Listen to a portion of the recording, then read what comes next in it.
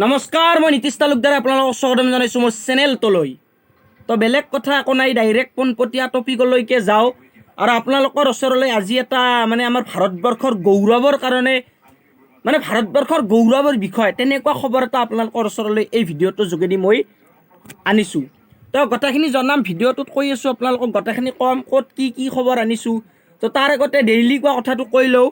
আগতে এটা মই ভিডিঅ' দিছোঁ, ভিডিঅ'টোৰ মূল টপিক বুলি একো নাই, আচৰিত তথ্য কিছুমানৰ ওপৰত দিছোঁ। তো আপোনালোকে যদি ভিডিঅ'টো অলপ চাব বিচাৰে তেতিয়াহ'লে এই ভিডিঅ'টোৰ ডেছক্ৰিপশ্যনত থকা লিংকটোত যাই ক্লিক কৰি দিব আৰু ডাইৰেক্ট সেই ভিডিঅ'টো পাই যাব আৰু ভিডিঅ'টো চাব, ভিডিঅ'টোত এটা লাইক কৰি দিব।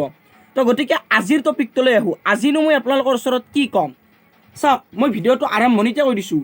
আজিৰ এই ভিডিঅ'টোত যিটো কথা ক'ম সেইটো সমগ্ৰ ভাৰতবৰ্ষৰ কাৰণে এটা গৌৰৱৰ বিষয়। কাৰণ গোটেইখিনি আপোনালোকক মই কৈয়ে আছোঁ এতিয়া। তো আজি আমাৰ ভাৰতবৰ্ষত মুকলি হ'ল পৃথিৱীৰ সবাতোকৈ দীৰ্ঘতম টানেল, সুৰংগ। পৃথিৱীৰ সবাতোকৈ দীঘল সুৰংগটো আমাৰ ভাৰতবৰ্ষত হৈ গ'ল, মুকলি হৈ গ'ল। তো আজিৰ তাৰিখটো ভাৰতবৰ্ষৰ ইতিহাসৰ কাৰণে এটা গুৰুত্বপূৰ্ণ তাৰিখ, কিয়নো আমাৰ এছিয়া মহাদেশৰ ভিতৰৰ একেবাৰে দীঘল দলংখনো ভাৰতবৰ্ষতে আছে।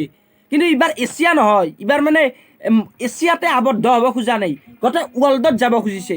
সেইকাৰণে গোটেই ৱৰ্ল্ডৰ দীঘল সুৰংগটো আজি ভাৰতবৰ্ষত প্ৰধানমন্ত্ৰী নৰেন্দ্ৰ মোদীয়ে মুকলি কৰিলে। আৰু সেই সুৰংগটোৰ নাম হৈছে অটল টানেল। তো অটল টানেল সেইটো হিমাচল প্ৰদেশত অৱস্থিত আৰু সেইটো আজি প্ৰধানমন্ত্ৰী নৰেন্দ্ৰ মোদীয়ে মুকলি কৰি দিলে। আৰু সেই যিটো পৃথিৱীৰ আটাইতকৈ দীঘল সুৰংগ তাৰ দৈৰ্ঘ্য হৈছে 9.2 কিলোমিটাৰ। তাৰমানে 9 কিলোমিটাৰ 200 মিটাৰ সেইটো দীঘল। আৰু 9 কিলোমিটাৰ হ'লে কিমান দীঘল হ'ব। তো যিয়ে নহওক 9 কিলোমিটাৰ দীঘল, সেই 9 কিলোমিটাৰ 200 মিটাৰ সেই সুৰংগটোৰ দৈৰ্ঘ্য। নেক্সট আৰু এটা আমাৰ অসমৰ কাৰণে ইয়াত গৌৰৱৰ বিষয় আছে। আমিতো ভাৰতবৰ্ষৰ কাৰণে গৌৰৱৰ বিষয়টো পালোৱেই, অসমৰ কাৰণে এটা গৌৰৱৰ বিষয় আছে। এই যে প্ৰজেক্টটো এই প্ৰকল্পটো, সুৰংগ সজা প্ৰকল্পটো, ইয়াৰ লগত আমাৰ অসমৰ এগৰাকী ব্যক্তি জড়িত আছিল। বৰ্তমান জড়িত নাই, কাৰণ কামটোতো হৈ গ'ল, আগতে আছিল, কামটো হৈ থাকোঁতে আছিল। আৰু তেখেতৰ নাম হৈছে মৃদুপন পাঠক। তেখেতে এই প্ৰকল্পটোৰ লগত এগৰাকী পৰামৰ্শদাতা হিচাপে বা এগৰাকী সতৰ্ককৰ্মী হিচাপে জড়িত আছিল। তো এই ভিডিঅ'টোৰ যোগেদি মই আপোনালোকক এইখিনিয়ে ক'বলৈ আহিলোঁ যে ভাৰতবৰ্ষই এছিয়াৰ ভিতৰত দীৰ্ঘতম দলং বনাই এটা নাম ল'লে।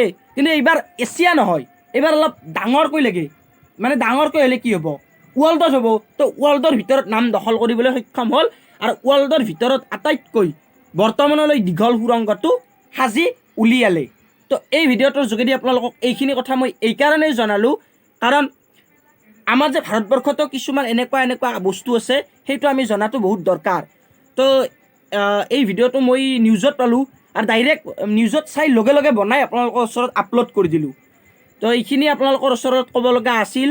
আৰু এই ভিডিঅ'টো যদি আপোনালোকে চাই ভাল পালে তেতিয়াহ'লে এটা লাইক কৰি দিব আৰু এই ভিডিঅ'টোত চাই কেনেকুৱা পালে এটা কমেণ্টত জনাই দিব। নেক্সট এই ভিডিঅ'টো আৰু আনলৈকে জানিবলৈ শ্বেয়াৰ কৰি দিব আৰু এনেকুৱা মষ্ট ইণ্টাৰেষ্টিং ভিডিঅ' পাই থাকিবলৈ মোৰ এই চেনেলটো ছাবস্ক্ৰাইব কৰিব। তো কি ক'ম আৰু আজিলৈ ইমানেই। তো সকলোৱে ভালে কুশলে থাকক। শুভৰাত্ৰি, ধন্যবাদ।